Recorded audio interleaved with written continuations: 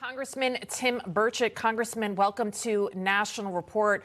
First question I have to ask you, do you think former President Trump will see some serious jail time? Do you think this will hurt or strengthen his 2024 run for the White House? A lot of people are saying this is a threat to democracy and that this is kind of a turning point for the United States. Well, first of all, Emma, Lydia, and John. Emma and Lydia, you look lovely. John, nah, not so sure.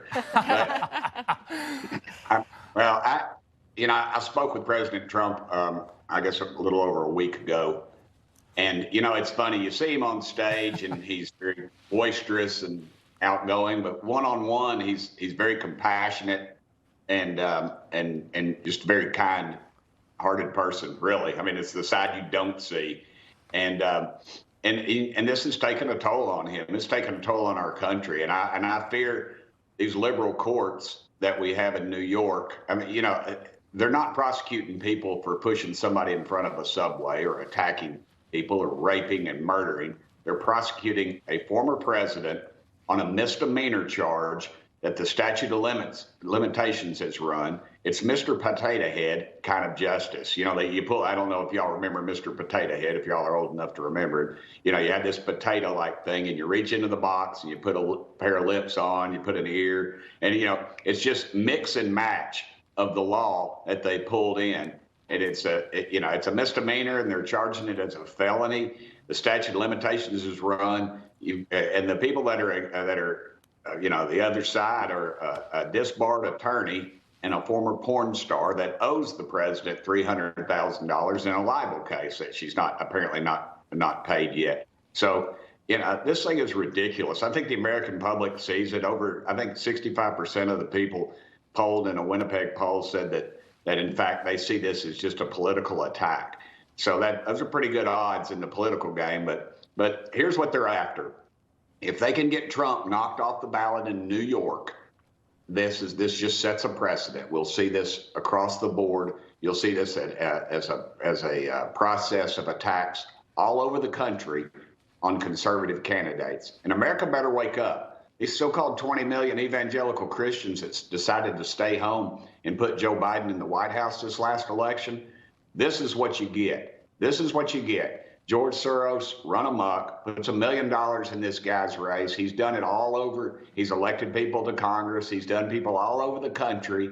You can say what you want to, but the guy understands the game, and we better get with it. We better start playing legal, but we better start playing mean.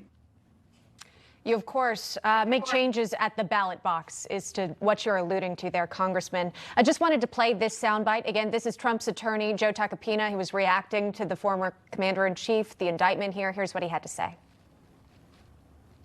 They were heading in that direction, clearly. Clearly, they had a political agenda here. This is, to me, interference with a free election, trying to take a political candidate out. This is the rule of law dying. I mean, today in the United States of America is a very, very bad day for true libertarians, for true lovers of the Constitution, because today the rule of law died. And when we start going after people who are political opponents or we don't like, and Alvin Bragg clearly made that clear in his campaign that he was going to go after Trump before he became DA. And Donald Trump is running for election, right? He was leading most recently. There are a number of polls out there. They'll give you different results. But in recent polls, he was leading among all Republican contenders here. What does this mean for political reasons within the Republican Party and especially the 2024 presidential race? Oh, I think it just firms up the base like quickcrete, ma'am. But the middle of the road, the other side, they're never going to be swayed. They didn't like Trump in the first place. A buddy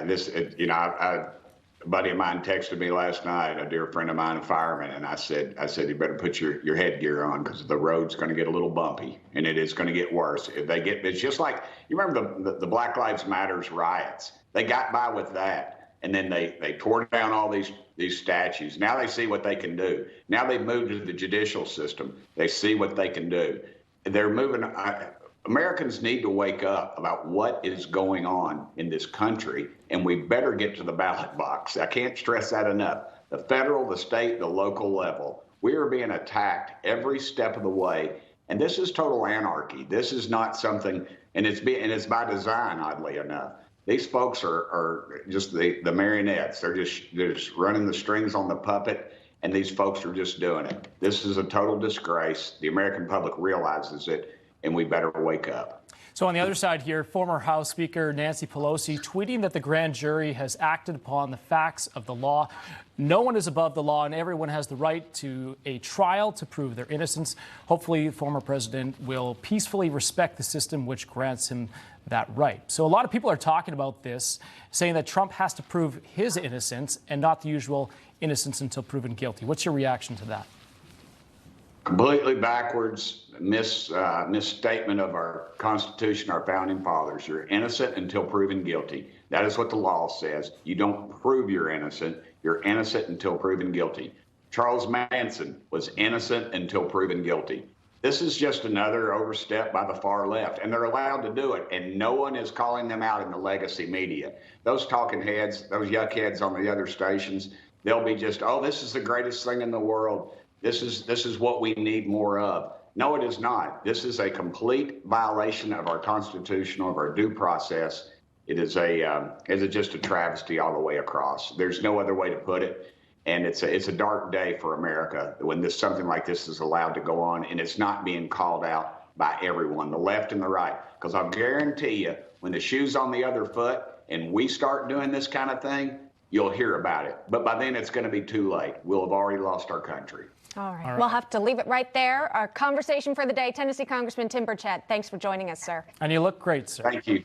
Hey, well, of course, I'm breathing, aren't I? Thank you.